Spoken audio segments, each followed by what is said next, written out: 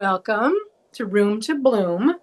It's Rose City Center online presentation and conversation space. I'm Mary Malecha, the executive director. And if you're a California resident and interested in therapy, you can visit our website, rosecitycenter.org. Or if you're interested in our clinical program, or if you wish to make a donation, visit our website. And prior to joining Rose City, I had an organizing business. And we thought that decluttering might be an interesting topic to discuss at the start of a new year. The presentation today, Clear Spaces, Clear Mind, Practical Decluttering, will give you some helpful tips, and there'll be plenty of time for conversation and questions. So in my organizing business, I focus on helping apartment dwellers, homeowners, and small business owners get more organized in their physical space. It all started way back in 2013, which seems like a long time ago, and it was. I went to visit my father in Minnesota, where I grew up, and I was staying with a friend from high school. She had just put a beautiful addition on her home, and she was so proud of it. We walked around, and I loved what she had done. And then I opened a closet door, and everything started falling out on me. And I looked at her, and I said, "Tell me about this closet." You know, when you go through people's stuff, you hear their stories and you learn what is important to them. So I organized my friend's closet, and she was really happy. And when I came back to LA, I decided to begin organizing. And today I'm going to share some of my experiences and some tips with you. You know how you need to find an important piece of paper, but your desk is covered with stuff? Or you want to wear that new shirt to an important event, and you know you have 2 pair of pants that go with it, but where are they? You're not alone. I'm going to leave you today with 3 productivity tips to help you organize your living or workspace. First, a pair of questions to help you embrace change. Second, a handy organizing acronym. And finally, strategies to maintain organization in your home or workspace. My organizing company was called Simplify and Minimize. Simplify your life, minimize the clutter. You know, going to the Container Store in person or online is not always the answer. You buy all the fancy boxes, baskets, and bins. Oh my. And what happens? What good is buying the containers to store the stuff you're never going to use? So how do we keep what we really need and want? Many of us need some help. Professional organizers do the homework of listening to clients, helping to determine goals and what you really want going forward. If you're feeling completely overwhelmed and want some help with organizing your space, I encourage you to contact NAPO, which is the National Association of Professional Organizers, at napo.net. You can enter your zip code and receive referrals to professional organizers in your area. I was a proud member of NAPO when I was an organizer and met a lot of my clients through that website. For me, when I was working as an organizer, a pair of critical questions I would typically ask a client were, what's working and what's not working? I encourage you to ask those questions to yourself on a regular basis, maybe once a year, maybe once a quarter, and think through all the areas of your living and workspace. You can do this with the professional organizer. You can also do it on your own. You can put a note in your calendar at the beginning of April, WW, WNW, or maybe you want to spell it out if you're not going to remember what those letters stand for. Maybe you do it in California, we don't really have a change in the seasons, but maybe you do it the month after your birthday or the middle of the year. And when I say looking at the space, what's working, what's not working, I mean you go into a room, look at a closet, a cupboard, a drawer, or a shelf, and take a look around and ask yourself, what's working here? What's not working? When organizing, I used and continue to use the SPACE approach. SPACE is an acronym invented by Julie Morgenstern, who's an organizational guru based in New York. She's been doing it for many years. And SPACE stands for, the S is for sort, the P is for purge, the A is for assign, the C is for containerize, and the E is for equalize. And we'll talk about all those steps. I know it's very easy to get overwhelmed when organizing. I recommend focusing on a small area at a time. For example, one drawer. And when you're finished, reward yourself with a cup of tea or go for a walk or talk to a friend. You can also set a timer for whatever time you want to spend. And then when the timer rings, you're done. When I was working as an organizer, I would typically work with a client for 3 hours because you can get a lot done in that amount of time. And most people were ready for a break after that time, as was I. However, if you're doing this with yourself in your own space, maybe it's 30 minutes or 60 minutes. And it's really important that you have to want to organize. And we'll talk more about motivation in a minute. So back to the acronym of SPACE, the S, sorting. Sort. You're obviously putting like things together. I worked with more than one client who had no idea that they had multiples of the same thing, which they didn't need or want, because they had never, or not for a very long time, taken a good look at the contents of a drawer or a cupboard or a closet. Usually I recommend taking everything out. If you have a large table, you can set it out on a table. You can spread a blanket on the floor and just put everything out that's in that junk drawer and take a look at it all. I do remember I worked with a wonderful client, a woman in her 80s. She wanted to organize her closet. Not only did she want to take everything out, she wanted to try everything on, which is fantastic. If you have that amount of time and you're interested, that's a great way to realize, that great outfit that I had from 10 years ago, it no longer fits. I no longer like it. It doesn't work for me. Hi, Dana. Hi, Mary. Sorry, welcome. I'm so late. Welcome. That's okay. Happy to have you. I'm just talking about an acronym that I use when organizing, which is SPACE. And the S is for sorting. That's the first step. Okay. The P is for purge. It's very important when you're sorting to have a trash bag and a donation bag or box right by your side so you can purge items that you no longer need or want. In most donation centers, they don't accept socks and underwear unless they're brand new in their packaging. Many of them don't accept bedding. Although I will tell you, I did have a collection of towels and sheets and things, and I contacted the local animal hospital. Mm-hmm. They were happy to have them. So, think about where something might be needed and email or call, something local and see if somebody might take something that no longer works for you, but could possibly be reused. I know that sometimes when you're doing this process, decision-making can be really difficult. And it's okay to designate a maybe or not sure area or box if you're having trouble making a decision. I just saw something online recently. Put things in a box that you're not sure that you still want, need, love, and mark the box July 2026 and open it up in 6 months and take the things out if it's household items or clothing and say, I really missed it. I was looking for it. Here it is. Or I didn't miss this at all. I don't need this. I don't want this. I'm ready to donate. So that could be a strategy. In the SPACE acronym, the A. Sorry, Dana. Ask a question. Yes. So I had that experience, and maybe there's a second alternative too.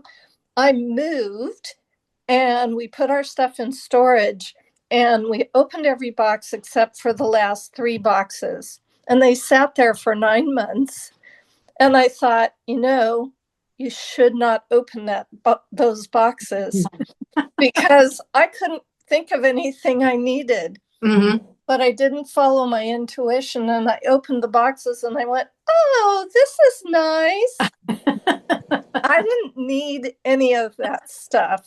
So maybe another opportune option would be to mark it July, and then come July, if you haven't thought of anything you need, just don't open it. Mm-hmm. Yes. And decide to donate it or hopefully not trash it, but yeah, don't open the box. That's another possibility, definitely. Back to the acronym, the A is for assign, as in assigning a home, which also can be easy or challenging depending on what area that you're working on. Some things make perfect sense. Sometimes you need to think about it. You want to recognize your prime real estate, which is a term that we would use in organizing.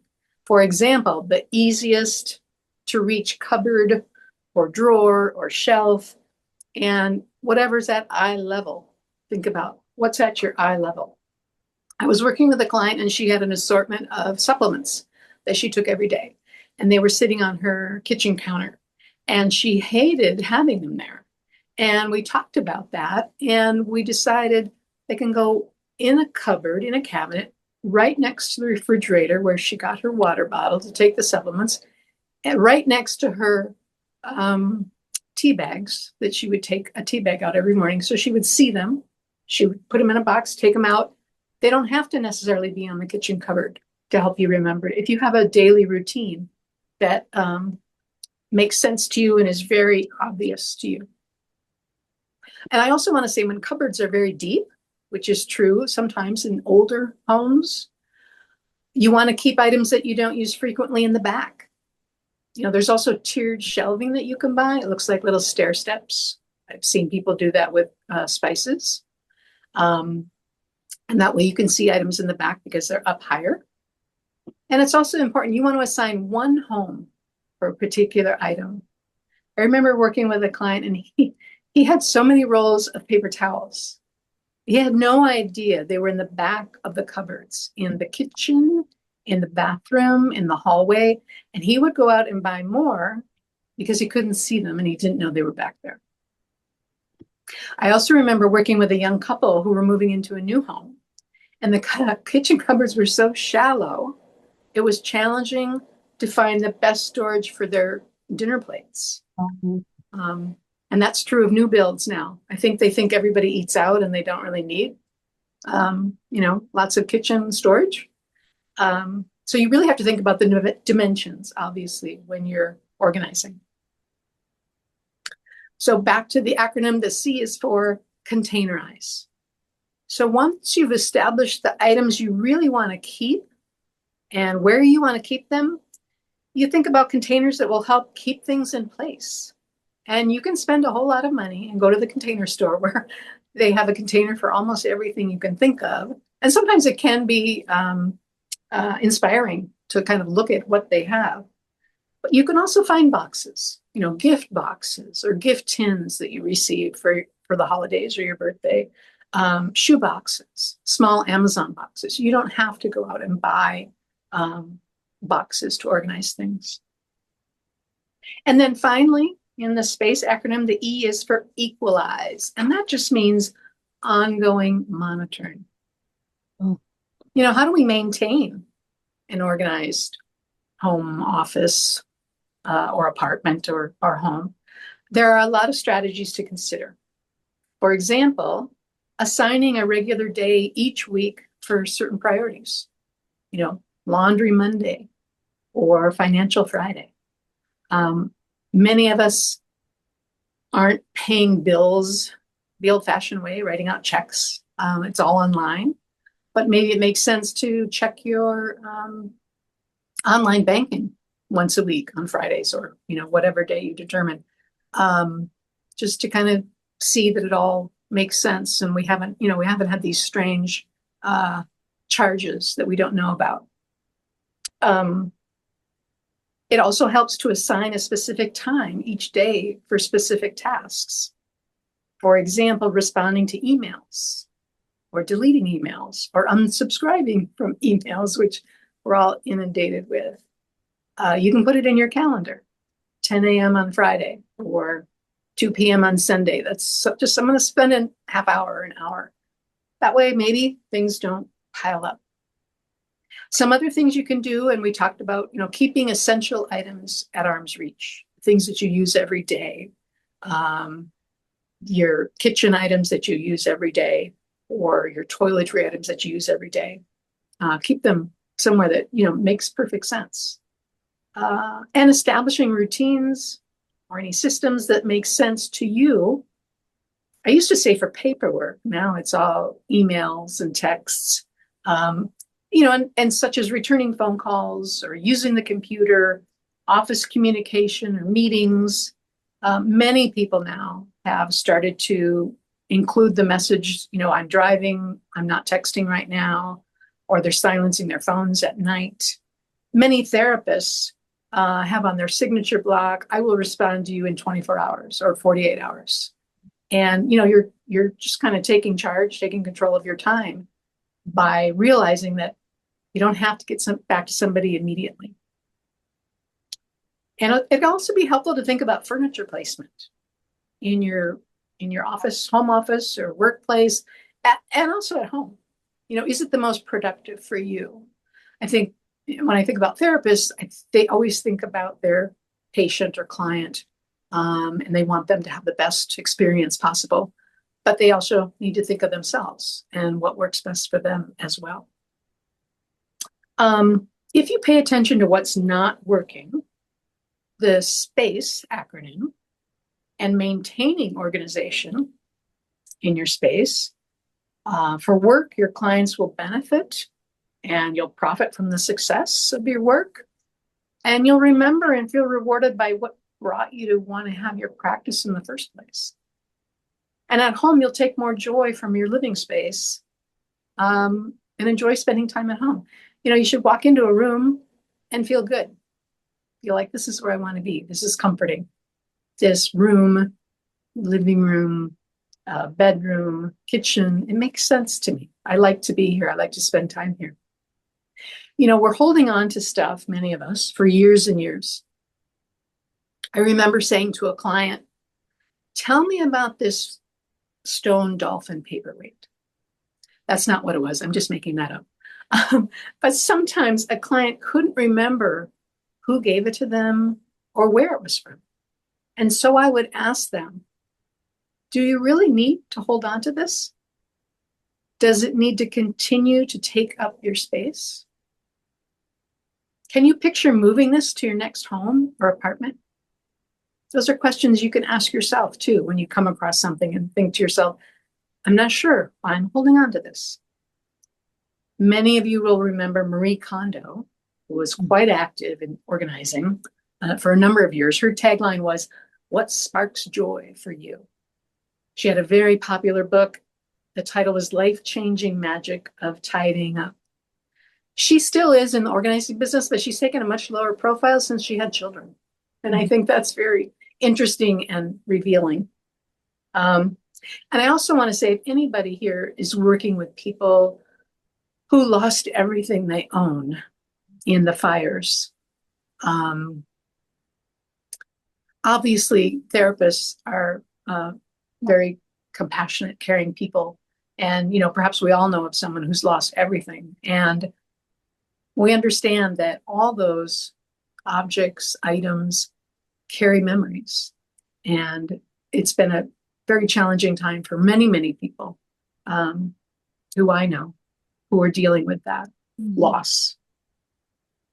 One of my clients who brought me joy was a 65-year-old married woman, a Chinese medicine healer. We were working in her garage, and she wanted to turn it into a workspace. And we came across a lot of stuff. We pulled out an old, dirty, crusty roasting pan. And I said, tell me about this roasting pan. And she said it was her mother's. And I asked, do you use it? And she said, no, but I really want to keep it. The just asked me if he was booted off. Yes. But everyone else can still hear me, yeah? Yeah. Good. All right. So back to the roasting pan. After a while, we had gone through a bunch of other stuff in her garage, and I got to understand what was important to her. And I could see her letting go of certain things.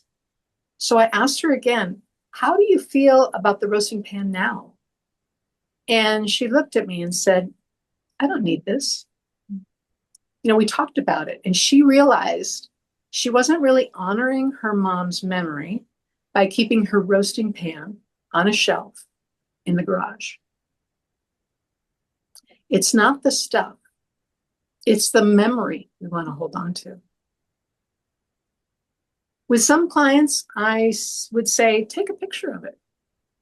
You can have that memory on your phone and look at it as often as you like. I remember working with another client who had never had children, and she had a number of antique pieces of antique furniture in her garage. And she said she was saving them for her nieces and nephews. I suggested she take pictures and ask her, oh, Christopher, welcome back. Hi there. Sorry. No, that's okay. I'm glad. I'm happy you're back. So this client was saving a number of pieces of antique furniture and for her nieces and nephews. So I suggested she take pictures and ask her family members if they were interested in them. Mm-hmm.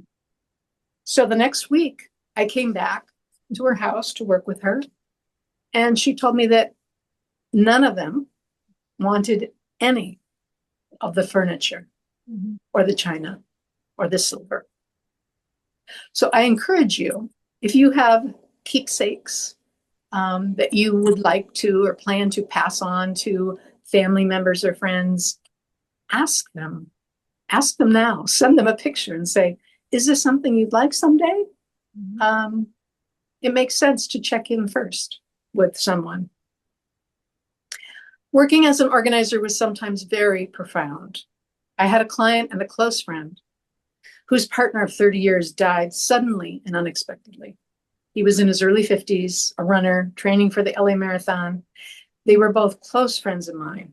And his partner said to me, how do you close down a life? Which also in this case included his partner's business. And it made me realize he and I were closing a chapter. And that's what I sometimes helped people do. I held their hand, I listened to memories, and I helped them process their grief to let go. During my years as an organizer, I helped people who were moving in or out of an apartment or home, had recently gone through a divorce, lost a child, a parent, a partner. So many of the clients I worked with were in transition, and they were motivated to declutter. And motivation is a big piece of the puzzle. You have to want to declutter. It can't be forced on you by a family member, a partner, a friend, or a parent. That can easily and quickly backfire. When working with couples, I would let them know up front that I was Switzerland and I would not take sides. Organizing can definitely be a hot button issue for partners or family members. I remember I worked with two sisters whose mother had passed away, and they were cleaning out their childhood home, and they were on very different pages. I recommend hiring a professional organizer in challenging situations. There's a wonderful book, which you may have heard of, called The Gentle Art of Swedish Death Cleaning. And that can be a motivational tool for you if you need one. I don't recommend buying the book and giving it to someone. I recommend you buy it for yourself for motivation. And I want to give a special shout out to collectors, whether it's trading, we have some in the group, whether it's trading cards, jewelry, books, neckties, vinyl records, or old cars. If you have the room for your treasured items and they're not bothering anyone else in the living space, keep them. However, they should be stored properly, protected from dust or heat or sun or water, and not just sitting out. I remember I worked with a couple, and the gentleman had National Geographics. from when they were first published. I believe he had the entire collection, and he wanted to keep them. He felt they were very valuable, and he would sell them one day. And I said, let's look at them. Let's go out and look at them. And we opened one box. Well, they were water damaged. They were eaten by insects or rodents or I don't know what, but clearly they were not something that he would be able to sell. I also know someone who came across, cleaning out the garage, came across his deceased brother's war medals. And he took them and he turned them into a beautiful tribute. He had them framed and they hang on the wall. And now it's something that someone can see when they come to his house. So if you do have a collection, I encourage you to take one or two items out and display them so that you can enjoy them and you can tell people who come to your home, I started collecting pineapples and my mother gave me this pineapple and this is the first one. So talk about your collection, enjoy it. So often I think people have a collection and they just keep it in boxes and they never look at it. They never see it. So, it's nice to have something if it's, maybe you want to put it under glass or somehow protect it, but it's a conversation piece. So being organized in your home or workspace, it saves you time. And sometimes it can save you money, especially when you realize what you already have. So remember to ask yourself on a regular basis, what's not working? Use the space. Sort, purge, assign a home, containerize, equalize, or monitor, and maintain the organization by implementing routines that work for you. You don't need to follow Martha Stewart or any other influencer who might be online to figure out your routines and systems. You can trust your gut. You can do what feels right to you. And that is the conclusion of my remarks. And I'm wondering if anybody would like to share any decluttering challenges they've had recently.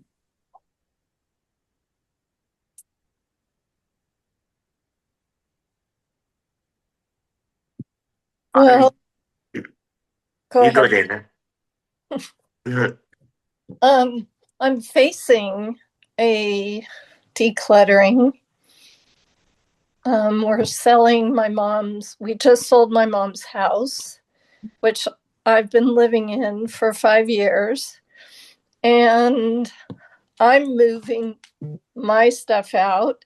And my sisters and I need to go through all of this stuff and figure out what we want. Plus, there's 3 nieces and nephews. And so as soon as I'm done here, I'm going to go take photos of everything, especially my mom's silver, because back in her days, silver was what everyone did. But not everyone loves silver. And so, yeah. Yeah, I think it's a great idea to take photos and send them out. Do you think the group will gather together to kind of go through things, or are they in different places? The best I can hope for is that the 3 of us sisters will be in the same place at the same time, but the others, no. Mm-hmm. I seriously doubt it. Yeah, it's challenging. It's a very challenging situation for sure. Christopher, were you going to say something? Yeah, but I'm going through it right now. I'm in the middle of a relocation of a move, and I have actually done very well for myself for how much I have gotten rid of and donated and things. But there's still so much, and so I feel very. I can definitely try this space method. I'm great at containing. um, But I think about the promise of something. So, it's different when you're not living in a place where you think you'll live forever. Mm-hmm. So there are some things that I carry around that are for, my someday home, you know? But meanwhile, they're in their third or fourth apartment with me without having gotten use, and those are the kinds of things I'm sort of getting rid of now. That, like, why am I carrying so much extra? I don't remember what my question was, truthfully, but you made me think of something when you gave Dana a hint. You made me think of something that helps me, when you made a remark to Dana about taking a picture. Mhm. So if I want to remember this thing, but I don't want to carry it with me anymore, I take a nice picture of it. Mhm. And that is sometimes the only way I can do it. Mhm. Yeah. Yeah. So I had a really lovely, not very fancy, but a lovely wedding dress. I have no daughters. Um, I don't know why I was holding on to it. It was all properly stored in a box and everything, but I donated it to a place that takes, you know, old wedding dresses. I mean, I took a picture of it. But I thought, why am I holding on to that? I'm not going to wear it again. And it was freeing, actually. Sometimes it feels like, oof, I don't, it doesn't need to take up space, you know. So, Can I say something to Christopher? mhm. Please. I, in my youth, collected tea sets, silver tea sets, because I had a vision that I would be having tea parties at my place. I never had tea parties. I was too busy.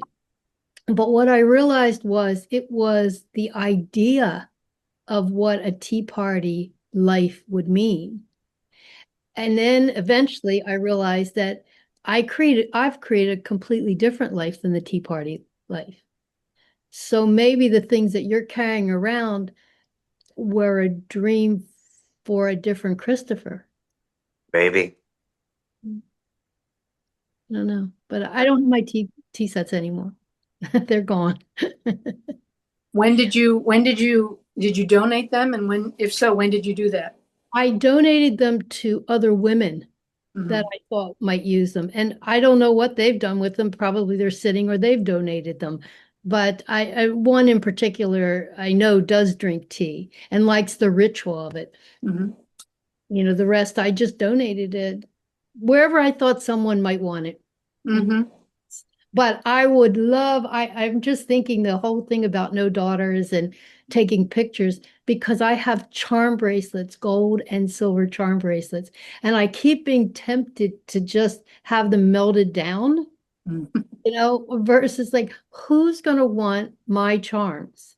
No one. So Mhm. yeah, that one I'm still holding on to. Mhm. Mm. I know that Lori, you do a lot of shopping at like secondhand places, and you probably come across things like charm bracelets and stuff like that, right? I do. I sell most of what I pick, Mm. but I think there's a lot of people that would like to buy an old charm bracelet. Huh. Well, that's interesting. Check out Um, eBay. I I go through secondhand stores regularly and find product for I have a retail establishment that I sell from. And there still are a lot of people that buy china and crystal and old jewelry. Some of them I think are probably saving it for when they have a tea party lifestyle. Some people are buying their childhood or their past. Oh, my grandma always had this, and when she left, I didn't get it. Um, and now with the fires, a lot of people are just Oh, buying their memories back, things that they had at one time. And I've had quite a few customers in my store that have said, "Oh my gosh, I had these," and then they'll pick them up. Mm. Mm. And I think it's such a great feeling for things to be used again, for them to find another home and to be enjoyed and used and not just be, boxed up somewhere. Mhm. I've done a lot of purging over the last couple of years, and I have one box. I had one box left in my garage that I hadn't gone through, and it held it it held I thought very important things. And when I got in there, I sort of laughed because I did throw most of it away, and it was a box I really didn't want to open up the memories. And inside it are letters to and from my family when I was an exchange student as an 18-year-old. Mhm. And it was a really painful experience for me. Yeah. And I don't want to read the letters, but I don't want to throw them away. Mhm. So I put them in a smaller box. Mhm. But it's not as doom and gloom now when I go in the garage because the box is so small. Mhm. Mhm. And I think it's okay to, to keep something that maybe at some point in the future you do want to revisit it, even if it is painful, but you didn't want to do it that day, and that's okay. No, yeah, exactly. And a couple photo albums, but as I was going through them, there's very few photos in there that I even want. So it was a really good thing to open that box. Yeah. Yeah. It Speaking of was a trunk and make it go away. uh speaking of photos, a lot of people have asked me, what do I do with these old magnetic photo albums? It damages the back of photos pretty badly. And there are photo organizers. There are people who specialize just in photos. But there are boxes you can buy that are the right quality, to store photos. You can take them out of the magnetic, um, if that, makes more sense to you, if you'd like them protected a little bit more. And it condenses. It Yeah. condenses the space it takes up. Yes, it does. And you can be more selective. You can realize that, the 85 pictures that you took when you were in Florence, maybe you don't need 85. Maybe, you kind of pick out the best of the best. Um, it's interesting when you look at photos, how many of them are scenery, and the ones you really love are the people, the ones that show people in them. That's my next goal, is to go through photos. I do have them organized by year, but I really want to go through and throw away any that don't have people I love in them, or have people I don't remember, or are silly scenery that, again, that's my next thing I'm going to do. Mm-hmm. Yeah, it's an ever evolving process. I don't think anybody ever says, I'm done, I'm finished, I'm complete. I think, things keep coming into our space and we get to decide if they're important, I want to keep them, or not so much, or, eventually I want to donate something. So it's not a project that we are said, we're done with by a certain date. Right. It's ongoing. We're just about out of time. Did anybody have any other thoughts or comments?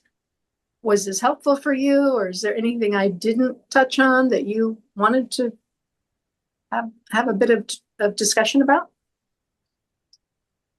You want to come over? Yeah. This was I'll come over. this was really helpful. It was practical and short, sweet, and to the point. So thank you. Yeah, it was really nice. Thanks for inviting me, Mary. Yeah, I'm glad you could make it. And Christopher, I still do organizing for friends and family. So if you're serious, I'd be happy I need to to come over. do the first layer. I need to do. You don't deserve to encounter what you're about to encounter. But I might ask you at some point. And then I guess everybody, this is, Room to Bloom, and we'll be doing another one, and we haven't announced what it is yet, but stay tuned because they're so much fun. Yeah, we're hoping to have one at least once a month. So, our email list, I think everybody's on our email list. We'll announce it in there and also send out, additional emails. But if there's a topic that you would like presented, let us know. And we're just using our own background and experience to just help people have a conversation about something that we think might help in general their mental health or feeling healthy in this new year. So I have something. Yeah, I have something that I think would be a great topic, without even going into specifics with politics. But looking around the world, I mean, so many people, I'm one of them, are saying it looks like there's trouble everywhere. So how do we, as citizens, it's a balancing act. Like, we might have a decent life, but the rest is going on and it seeps in. So that would be what I would just say. Is any other practical tips for regular people walking around?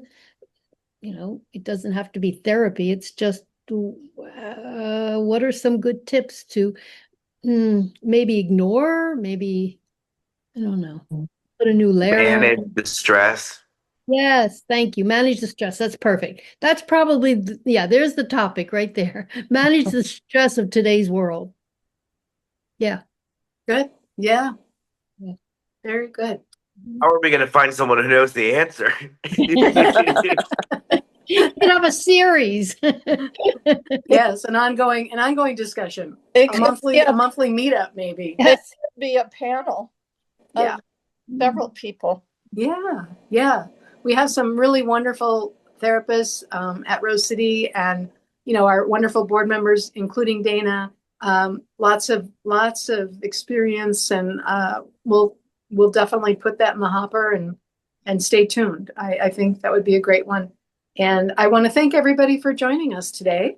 Thanks for doing And we'll see you next time, hopefully. Thanks, Mary. Yeah. Nice to meet you all. it. Thanks for the tech, Christopher. Oh, yeah. Oops. Thank you for joining us. Bye. Bye. Take care. Bye.